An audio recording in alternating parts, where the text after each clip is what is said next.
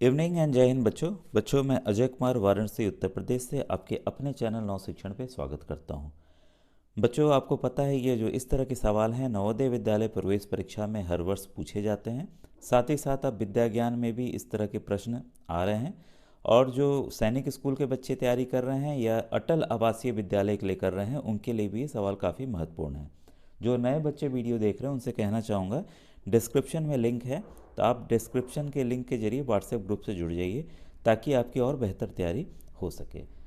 पहला सवाल बच्चों जैसा आपको दिख रहा है, एक बर्तन का 1/5 भाग पानी से भरा हुआ है, मतलब कि 1/5 of a utensil is filled with water.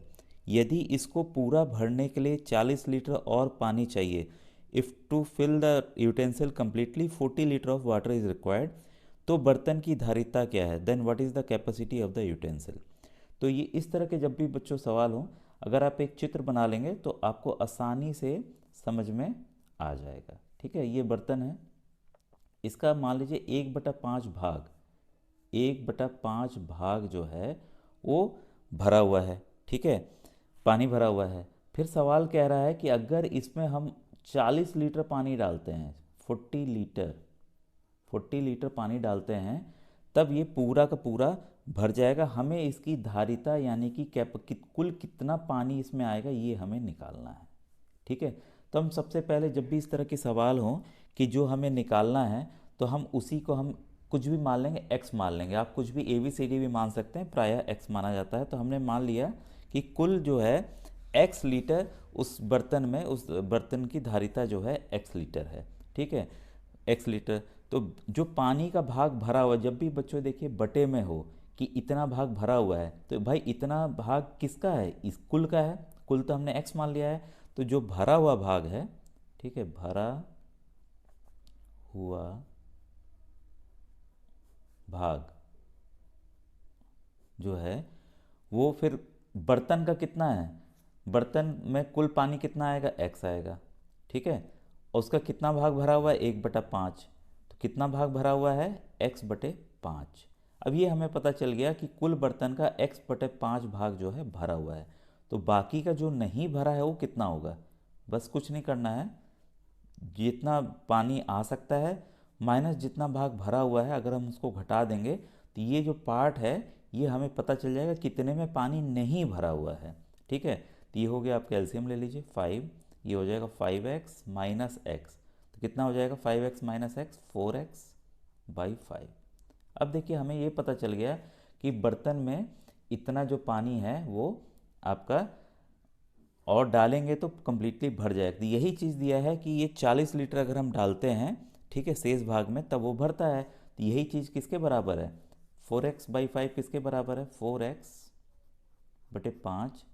अब बराबर होगा 40 लीटर के।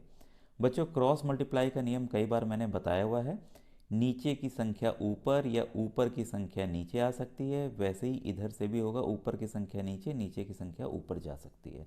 तो यहाँ पर देखिए 5 जो है इससे जाके गुणा होगा और 4 नीचे आके भाग होगा। ठीक है, क्योंकि हमें देखिए x को अकेला करना है, x को क्या करना है, अकेला करना है।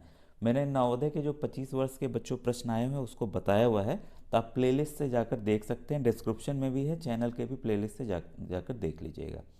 चैप्टर वाइज मैंने बताया बच्चों, तो ये सब कॉन्सेप्ट मैंने उसमें बहुत अच्छे तरीके से समझाया हुआ है। x बराबर क्या होगा, 40x/5। ठीक है, ये आ गया। देखिए मैंने कहा, क्या कहा था, नीचे 4 आएगा, ये 5 जाके गुणा होगा। अब हमें बस इसको काट देना है, 4 × 1 = 4, ये जाएगा 10 बार में। तो x बराबर क्या आ गया आपका, 50 लीटर। ठीक है, यही देखिए हमें बच्चों निकालना था कि कुल पानी या कुल धारिता या कुल कैपेसिटी बर्तन की कितनी है। तो 50 लीटर है, तो 50 लीटर आपके किस ऑप्शन में है, ऑप्शन नंबर सी में है। तो इसलिए आपको पता चला सी क्यों आपका सही है। ठीक है, क्लियर है, ये कॉन्सेप्ट आपको समझ में आ गया होगा। अब देखिए जो दूसरा सवाल है बच्चों, देखिए जो एक्स वाले क्वेश्चंस होते हैं कई बार आते हैं, कई बार पक्षियों का भी आया हुआ है नवोदय में भी, कितने पक्षी उड़ रहे हैं, इतने घोंसले में हैं, इतने तालाब के किनारे हैं, तो कुल कितने पक्षी हैं।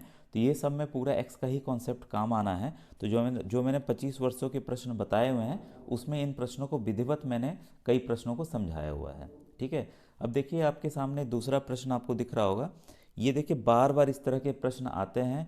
और ये सवाल है आपका 5.5, 5.05, 5.005 तथा 55.5555 का योग क्या होगा, मतलब जो नंबर्स दिए हैं इसका सम क्या होगा, ये हमें निकालना है। तो बच्चों ये देखिए सिंपल है, दशमलव का जोड़ है। तो इसके लिए बस आपको क्या ध्यान देना है, या तो देखिए सबसे सही रहता है कि हमें सबसे बड़ी संख्या से लिखना है। कई बच्चे कंफ्यूज होते हैं, अरे सर फिर इसमें बड़ी निकालेंगे फिर वैसे लिखेंगे। तो आप जो पहली संख्या दिख रही है आप उसी से लिखना स्टार्ट कीजिए, कोई भी कन्फ्यूज़न नहीं होगा। बस तरीका याद रखिएगा कि कैसे करना है। तो देखिए पहली संख्या ले लेता हूँ 5.5। ये देखिए इकाई के स्थान पे, ये दसवें के स्थान पे, आप इसका ध्यान रखेंगे। और नियम क्या है, दशमलव के नीचे दशमलव, दशमलव के नीचे दशमलव आपको लिखना है। तो दूसरी संख्या हम ले लेते हैं, दशमलव पहले डाल लेते हैं। दशमलव की इधर की संख्या लिख लें, 5 है, ठीक है। फिर है 0.5, तो 10वां के नीचे 0, फिर ये आपका 5। फिर तीसरी संख्या है आपका 5.005, 5.005। चौथी संख्या है 55.555।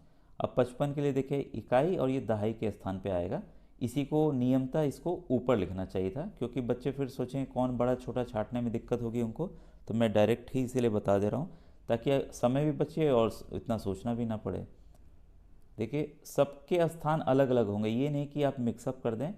एक लाइन में एक संख्या होगी, इसका आप ध्यान देंगे। बस आपको क्या करना है, इन संख्याओं को जोड़ देना है, ठीक है।